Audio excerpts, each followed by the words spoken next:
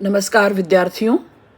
अपने third year Hindi honours Hindi आलोचना के पेपर के लिए न्यू एजुकेशन पॉलिसी के तहत जो रामस्वरूप चतुर्वेदी की आलोचकीय दृष्टि है, आज मैं उसी पर व्याख्यान लेकर आई हूँ।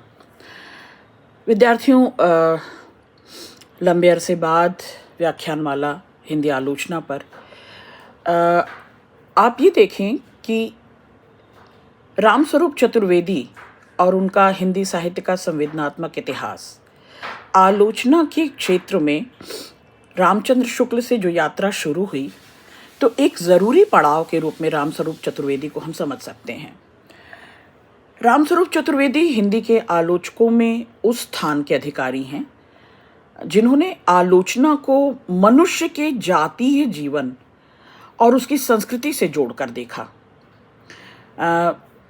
आप ये देखें कि रामचंद्र शुक्ल का विरुद्धों का सामंजस्य रामस्वरूप चतुर्वेदी के पूरे रचना कर्म पर जैसे उसकी झलक दिखाई देती है, जैसे अपने गुरु को, क्योंकि आलोचना के क्षेत्र में रामस्वरूप चतुर्वेदी ने रामचंद्र शुक्ल को अपना गुरु माना, तो वो जो विरुद्धों का सामंजस्य है वो रामस्वरूप चतुर्वेदी की पूरे रचना कर्म पर, पूरी आलोचना कर्म पर दिखाई देता है। उनकी मान्यता है कि कवि का काम यदि दुनिया में ईश्वर के कामों को न्यायोचित ठहराना है, तो साहित्य के इतिहासकार का काम है कवि के कामों को साहित्य इतिहास की विकास प्रक्रिया में न्यायोचित दिखा सकना।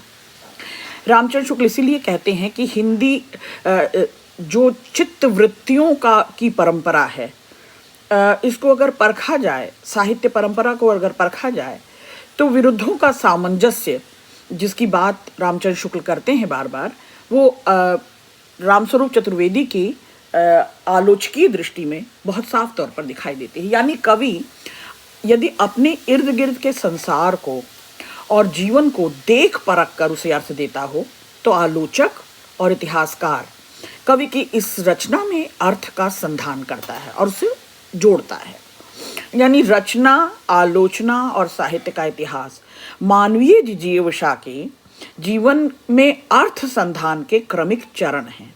इसे ऐसे समझें विद्यार्थियों कि आचार्य रामस्वरूप चतुर्वेदी द्वारा रचित पुस्तक आलोचना का अर्थ, ये 2001 में प्रथम संस्करण प्रकाशित हुई लोक भारती प्रकाशन के द्वारा। खास तौर पर नामवर सिंह द्वारा जो चिंतामणि भाग 3 की भूमिका है, उसमें जो बच्चन सिंह लिखते हैं, बच्चन सिंह कहते हैं कि आचार्य रामचंद्र शुक्ल का जो इतिहास है उसे पढ़ते हुए और उस इतिहास की रचना प्रक्रिया को समझते हुए उत्तरोत्तर एक क्रमिक विकास रामस्वरूप चतुर्वेदी में दिखाई देता है।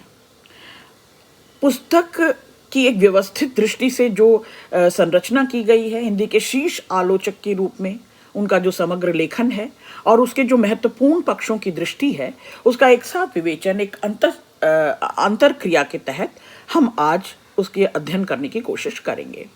रामस्वरूप चतुर्वेदी के अनुसार कविता की बुनियादी समझ के प्रसंग में निराला और रामचंद्र शुक्ल, इन दोनों को मिलाने पर दिखता है कि कवि और आलोचक दोनों काव्य प्रवाह में नैरंतर्य, एक निरंतरता के लिए और निरंतरता की तरह शास्त्रीय विधानों से एक मुक्ति की आवश्यकता मानते हैं। शास्त्रीय विधान मतलब छंद विधान, बिंब विधान, इस तरह के तमाम विधानों से एक मुक्ति की कल्पना करते हैं, मुक्ति को आवश्यक मानते हैं, जिसे हृदय की मुक्तावस्था कहते हैं। अब कविता मुक्त रहेगी तो आलोचना, जो अपेक्षाकृत बहुत विकसित विधा है, वृद्धावस्था में तब नहीं रह सकेगी वो।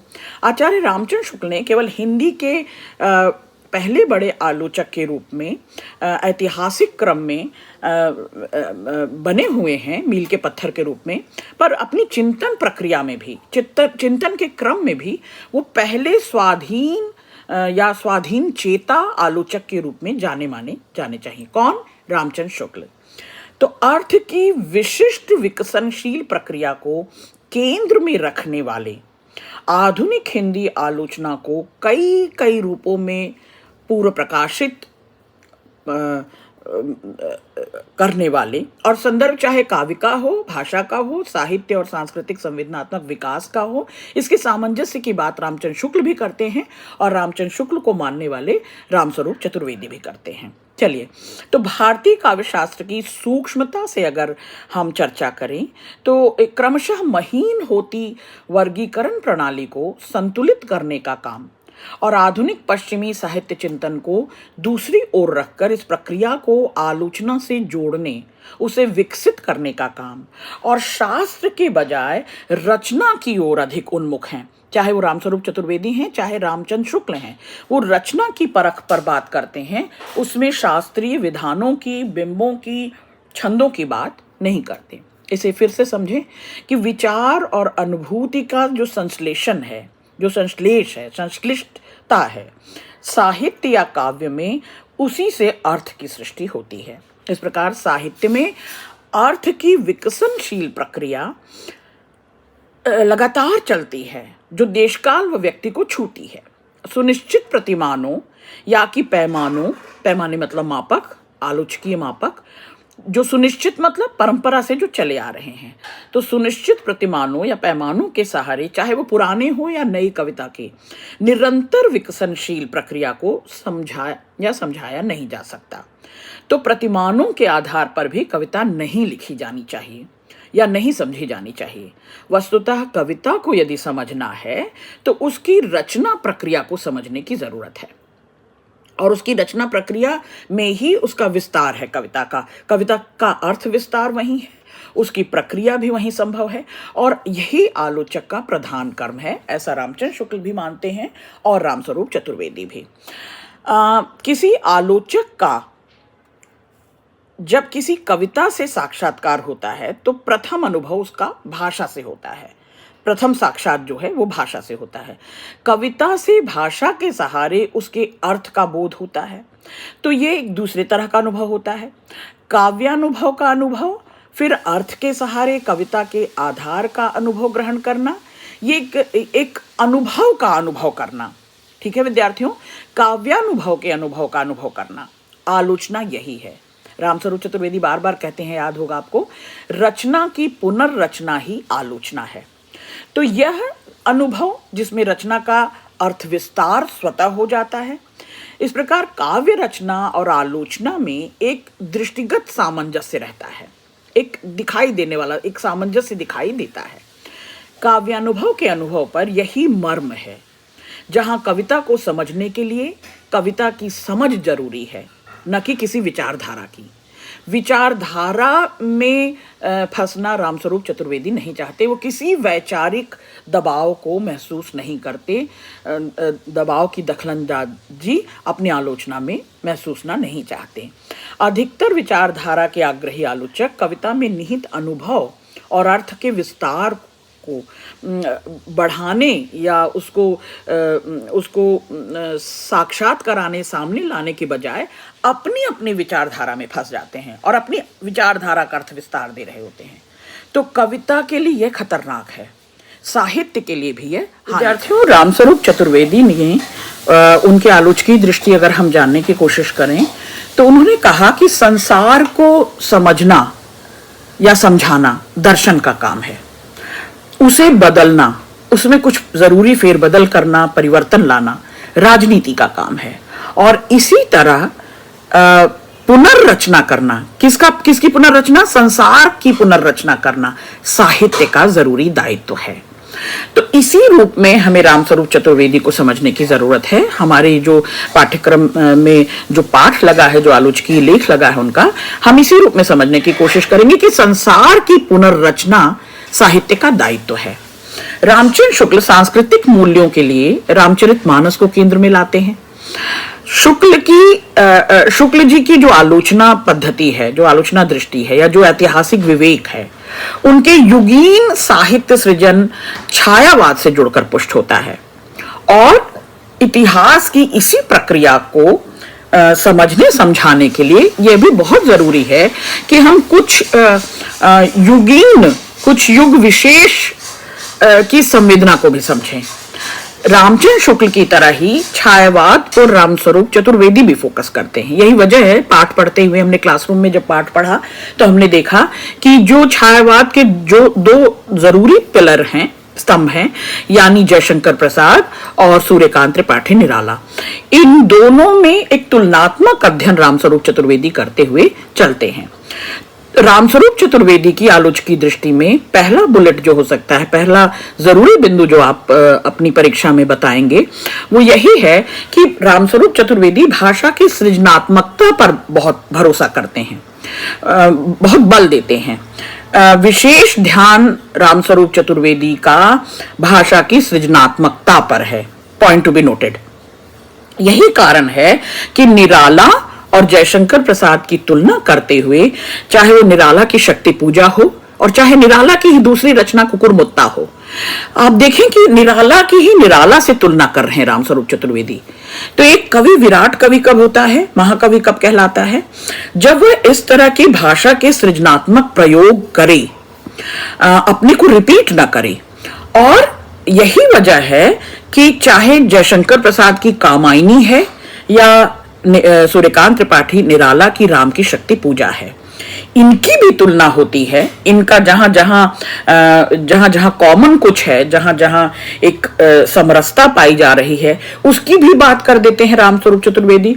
और वे कुकुरमुत्ता की और राम की शक्ति पूजा की भी तुलना करते हैं कि भाषाई दृष्टि से आप देखें तो राम की शक्ति पूजा में शिष्ट भाषा, व्याकरणिक शुद्ध भाषा, तत्सम प्रधान शिष्ट शब्दावली है, जबकि आप देखें कुकुरमुत्ता में तो पूरी तरह से बाजार की, व्यवहार की, प्रचलन की भाषा है।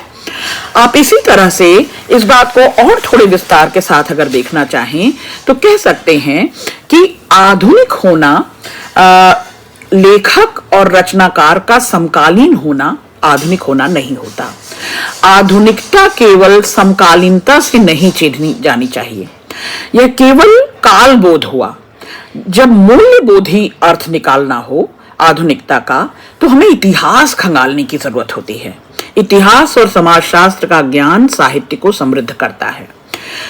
परिवर्तन ऐसी दिशा में हो जो हमें बेहतर से बेहतरीन की ओर लेकर जाए, ठीक है? तो इतिहास अपनी गति से अगर चलेगा तो बहुत धीमी गति में चलेगा, लेकिन आधुनिक चिंतन और आधुनिक चिंतन करता हुआ चिंतक, विचारक बेसब्र होता है, बेचैन होता है। किस लिए? अपने पूर्व की स्थितियों को बदलने के लिए, अपनी पूर्व घटी घटनाओं को बदलने के लिए और युग के अनुसार नए परिवर्तन लाने के लिए। तो अपने समय और समाज की व्याख्या करते हुए आधुनिक चिंतक और विचारक बेचैन होता है। आधुनिक चिंतक और विचारक मैं किसे कह रही हूं? आधुनिक इतिहासकार कौन है? रामस्वरूप चतुर्वेदी और उनकी रचना हिंदी साहित्य का संवेदनात्मक इतिहास। चलिए, तो रामस्वरूप चतुर्वेदी के लिए छायावाद महज संध्या सुंदरी या चांदनी रात या नौका विहार नहीं है। वह मूलतः शक्ति काव्य की बात करते हैं। शक्ति काव्य याद कीजिए, राम की शक्ति पूजा, शक्ति के रूप में चाहे वो मनु है और चाहे वो राम है, दोनों को अभी मैं पाठ के साथ आपको जोड़ूंगी, दोनों को वो उसी रूप में देखते हैं। तो मनुष्य को व्याख्यायित करना, उसकी समग्रता में मनुष्य के समग्र अनुभव को या समग्र अनुभव खंडों को व्याख्यायित करना रामस्वरूप चतुर्वेदी की आलोचकी दृष्टि है। ठीक, रामस्वरूप चतुर्वेदी की यह सूक्ति बार बार याद रखिएगा विद्यार्थियों कि रचना की पुनर्रचना और संसार की पुनर्व्याख्या आलोचना है। साहित्य में इसे देखा जाना चाहिए। तो आलोचना में वे रामस्वरूप चतुर्वेदी को अपना गुरु मानते हैं और बार बार उन्हीं की प्रेरणा से आगे बढ़ते हैं। उन्हीं की विचारधारा को, बल्कि जो रामचंद्र शुक्ल स्थापित करना चाहते हैं, उसी को आगे और थोड़ा विस्तार से रामस्वरूप चतुर्वेदी भी व्याख्यायित करते हैं। तो वे कहते हैं कि मैं किसी वैचारिक आग्रह से आंदोलित नहीं होता। कौन? रामस्वरूप चतुर्वेदी। रामस्वरूप चतुर्वेदी ने एक विशेष काम जो किया वो निराला, प्रसाद और अज्ञेय को लेकर किया। एक पुस्तक ही है उनकी, निराला, प्रसाद, निराला और अज्ञेय पर। 1986 में इनकी किताब आई थी, हिंदी साहित्य का संवेदनात्मक इतिहास। 1989 यानी 90 से पहले प्रसाद, निराला और अज्ञेय वाली पुस्तक बहुत रेखांकित होनी चाहिए, चिन्हित होनी चाहिए। ये पुस्तक लिखी ही गई कि कवि का काम क्या होता है। इन तीन बड़े कवियों को उन्होंने अपना मोटिव बनाया, आदर्श के रूप में बनाया और तीनों को समझाने के लिए कि युगीन अपने युग और अपने समय और समाज में कवि को जरूरी काम क्या करना होता है। दुनिया में ईश्वर के कामों को न्यायोचित ठहराना कवि का काम है। साहित्य के इतिहास का काम है कवि के कामों को साहित्य इतिहास की विकास प्रक्रिया में न्यायोचित दिखाना। आप देख रहे हैं, यानी ईश्वर ने जो काम किए हैं उसको न्यायोचित कवि दिखाए और कवि के कामों को न्यायोचित कौन दिखाए? साहित्य का इतिहास। तो निराला में ढूंढ कर खोज कर अपनी आलोचकीय दृष्टि से, अपनी आलोचना से, परख से कबीर जैसा विद्रोह पाते हैं, कबीर जैसी बेचैनी पाते हैं। कौन? रामस्वरूप चतुर्वेदी। और दूसरी ओर ये भी कहते हैं कि उनमें एक तरफ कबीर हैं, कबीर की बेचैनी है, और दूसरी तरफ तुलसी जैसी गहरी सृजनात्मक चिंता और चिंतन भी है। रामस्वरूप चतुर्वेदी ने एक और नई स्थापना की, ये तीसरा या चौथा बिंदु आपको जरूरी मिलेगा, कि कविता के स्तर पर प्रेम और भक्ति दोनों का काम एक ही है, दोनों का उद्देश्य एक ही है, दोनों का मोटिव एक ही है। क्या? प्रेम और भक्ति का। अहम का विलयन, अहम का बलिदान, ईगो का खत्म हो जाना, ये प्रेम भी करता है और ये भक्ति भी करती है। पुनर्जागरण को भी आप इसी अपने आलोचकीय पाठ में, जो पाठ्यक्रम में है, उसे इस ढंग से देखेंगे कि पुनर्जागरण को भी रामस्वरूप चतुर्वेदी अपनी दृष्टि में कहते हैं कि दो जातीय संस्कृतियों की टकराहट से उत्पन्न होता है पुनर्जागरण, और ये एक रचनात्मक ऊर्जा है। माने जागृत को जगाना, जगे हुओं को पुनः जगाना, ये एक रचनात्मक ऊर्जा है। मनुष्य की संश्लिष्ट रूप की खोज, मनुष्य अपने में ही बहुत जटिल प्राणी है, बहुत गुथा हुआ प्राणी है, कई तहों में जीता हुआ प्राणी है, तो उसकी हर तह को उजागर करना साहित्यकार का और आलोचक का काम है। तो उसके संश्लिष्ट रूप की खोज और उसका परिष्कार, उसकी जो जितनी तहें हैं, उसके भीतर जितने रूप हैं, जितने खंड हैं, अभी अभी मैंने कहा, उसके अनुभव खंडों की परख करना, उसकी तहों को खोलना, तो उसकी संश्लिष्ट रूप की खोज और उसका परिष्कार करना, और दो जातीय संस्कृतियों की टकराहट से उत्पन्न रचनात्मक ऊर्जा को सबके सामने लाना, ये साहित्यकार और आलोचक का काम है, कवि का काम है। मनुष्य और परम तत्व के बदलते हुए रिश्तों, परम तत्व आप समझ रहे हैं, आध्यात्मिक सत्ता, आध्यात्मिक शक्ति, ईश्वर, इनके बदलते हुए रिश्तों की भी समीक्षा की है रामस्वरूप चतुर्वेदी ने।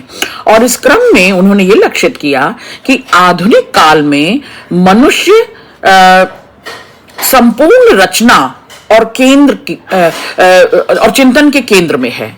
यानी जो कुछ भी साहित्य रचा गया, साहित्य की जितनी विधाएं रची गई, सबका केंद्रीय सेंट्रिक आइडिया क्या रहा है? क्लासरूम में भी मैंने बताया है, मनुष्य रहा है।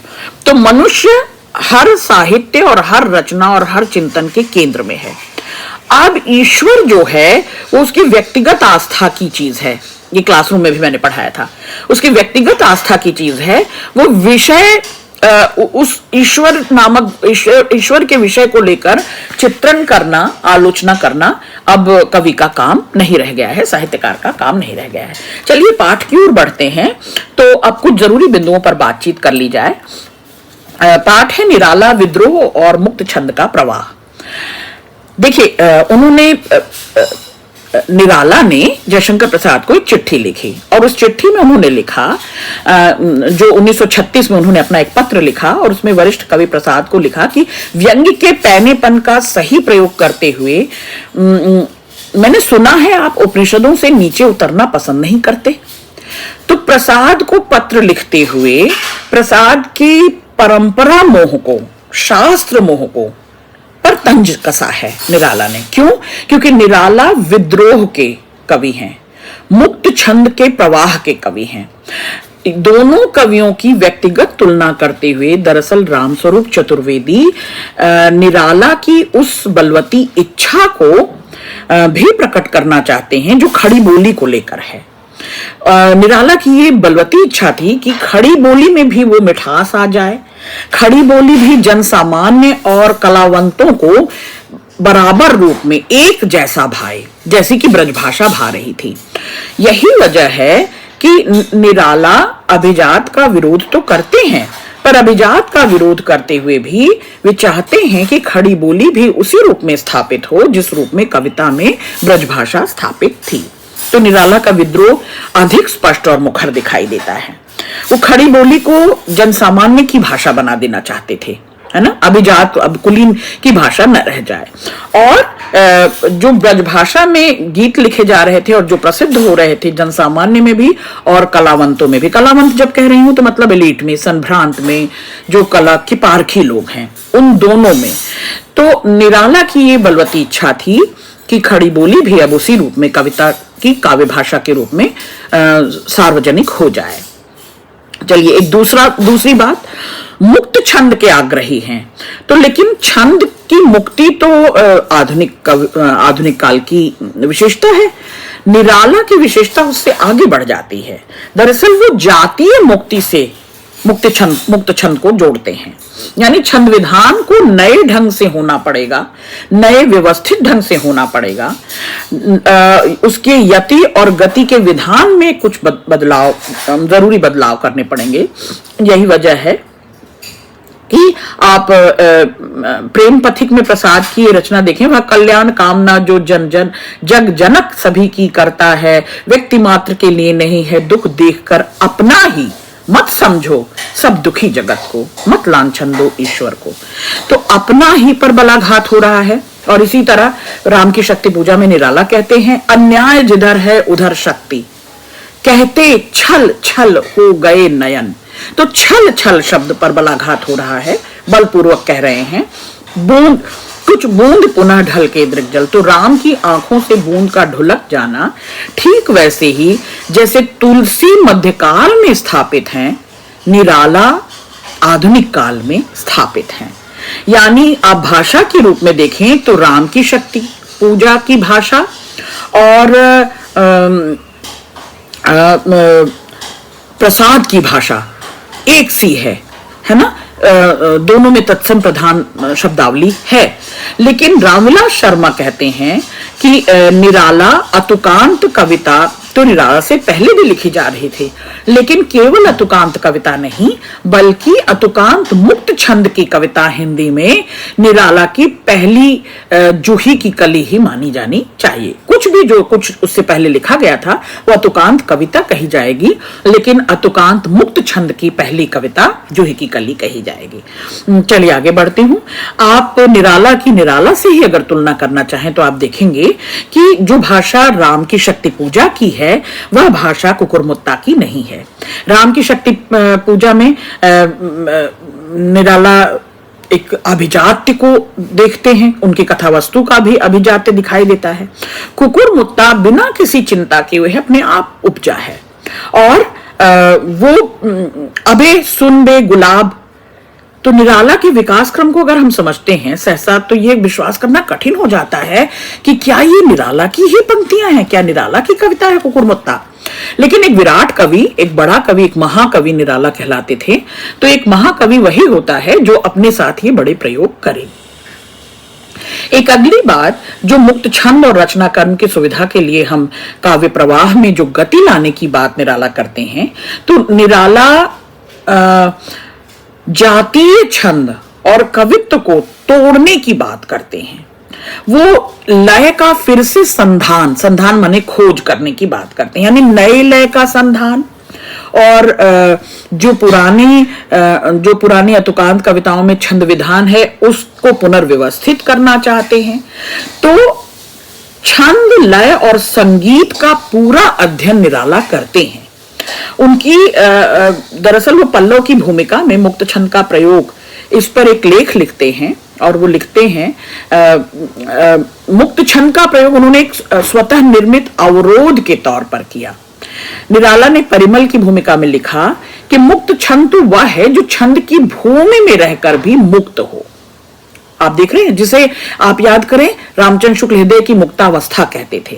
तो रामचंद्र शुक्ल ने जो इतिहास में निराला काव्य का विवेचन करते हुए इन पंक्तियों के आधार पर कहा कि मुक्त छंद का प्रयोग इस प्रकार किया, सबसे अधिक विशेषता उनके पद्यों में, चरणों में स्वच्छंद विषमता है।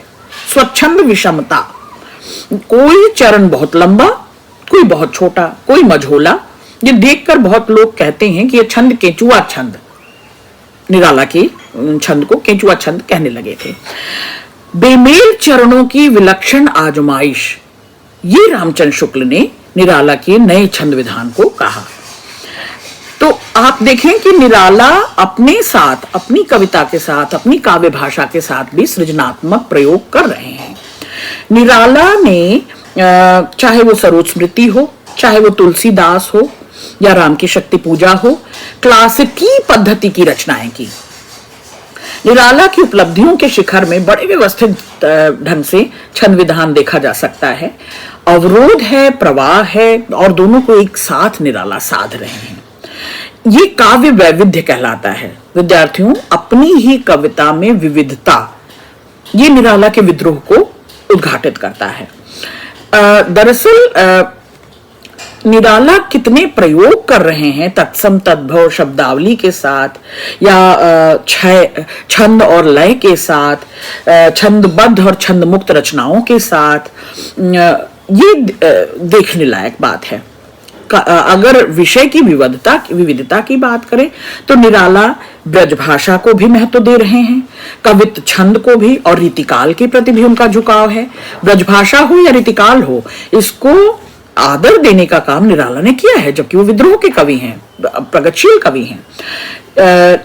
कवित्त छंद हिंदी का चूंकि जातीय छंद है, इसलिए जातीय मुक्त छंद की सृष्टि भी कवित्त छंद की गति के अनुकूल होती है। या दूसरी बात कहते हैं कि पश्चिमी भाषाओं में फ्रेंच की विजय और स्पर्धा इसलिए है कि संस्कृत में भी इसके चढ़ाव से श्री भरी हुई है। ब्रजभाषा का उन्नयन और रीतिकाल के श्रृंगार को नया ठाट बाट देना, यह काम भी निराला ने किया है। विद्यार्थियों, तो विनय हो, भक्ति हो, सबका रूप बदलकर विनय और भक्ति को निराला श्रमिक वर्ग के साथ जोड़ देते हैं, दलित वर्ग और वंचित के साथ जोड़ देते हैं। ठीक है, तो जैसे एक हिस्सा मैं पढ़कर आपको बताती हूं। भग्न तन रुग्ण मन जीवन विष्णुवन, मरा हूं हजार मरण पाई तव चरण शरण। हे जननी तुम तपश्चरिता, माँ अपने आलोक निखारो, दुरित दूर करो नाथ, अशरण हूं गहो नाथ, भजन कर हरि के चरण मन, अशरण शरण राम, काम के छवि धाम। तो आप देख रहे हैं कि भक्ति और विनय माँ शारदा, दुर्गा, लक्ष्मी, शंकर, कृष्ण और राम को संबोधित तो है, लेकिन निराला ने एक अलग काम क्या किया है कि वे प्रयोग और परंपरा का दोनों का एक साथ निर्वाह करते हैं, और दोनों का एक साथ निर्वाह करते हुए उसे नए युग से जोड़ देते हैं, और उसे श्रमिक वर्ग से, उसे दलित वर्ग से, वंचित वर्ग से जोड़ देते हैं। इसलिए उनकी एक कविता है बहुत महत्वपूर्ण, जिसकी वो नोटिस किया रामस्वरूप चतुर्वेदी ने, जागो फिर एक बार, है ना, पुनर्जागरण की बात है ये, जो मैंने भी शुरू में नोटिस किया। तो क्या कि वीरता और पौरुष का बखान निराला अपने ढंग से करते हैं जागो फिर एक बार कविता में। प्रतीकात्मकता को, जो सिंबॉलिक है, उसको लाने की पूरी कोशिश करते हैं। प्रसाद की कमाईनी में जो मनु का स्थान है, वही राम की शक्ति पूजा में राम का है, यानी पराजय की मनस्थिति। राम की शक्ति पूजा में पराजय में डूबे हुए एक सर्वसाधारण मनुष्य की तरह राम शक्ति का आह्वान करते हैं, लेकिन निराला क्या लिखते हैं? शक्ति की करो मौलिक कल्पना। मौलिक कल्पना किसी भक्ति में, आस्था में, श्रद्धा में, करुणा में डूबकर नहीं, विनय में डूबकर नहीं। राम एक सर्वसाधारण की तरह है, एक सामान्य संवेदनशील प्राणी की तरह है, और वो राजीव नयन कहलाते हैं। तो जब कमल समर्पित कर रहे होते हैं देवी को प्रार्थना में, तो एक अंतिम कमल उन्हें मिलता नहीं है थाल में, तो वे याद करते हैं कि माँ उन्हें बचपन से ही राजीव नयन कहा करती थी, यानी कमल नयन, और वे अपनी आंखें समर्पित करने को देवी को तैयार हो जाते हैं। तो ये एक नए तरह का सिंबॉलिक बिंब, एक नए तरह का बिंब है, इमेज है। तो रामचंद्र शुक्ल ने इसीलिए रामस्वरूप चतुर्वेदी को सामंजस्य का, जो विरुद्धों के सामंजस्य का सिद्धांत इनकी आलोचना में प्रतिपादित किया, या निराला उसका रचनात्मक प्रतिरूप है। निराला उसका सबसे बड़ा उदाहरण है। ठीक, तो चाहे नीति हो, श्रृंगार हो या राग विराग से जुड़ी हुई कविताएं हो, निराला के हैं सभी पाई जाती हैं। निराला अपनी कविता में नए नए प्रयोग करते हैं, नए विधान देते हैं, इसलिए महत्वपूर्ण है और इसे रेखांकित और चिन्हित किया है रामस्वरूप चतुर्वेदी ने। बहुत शुक्रिया।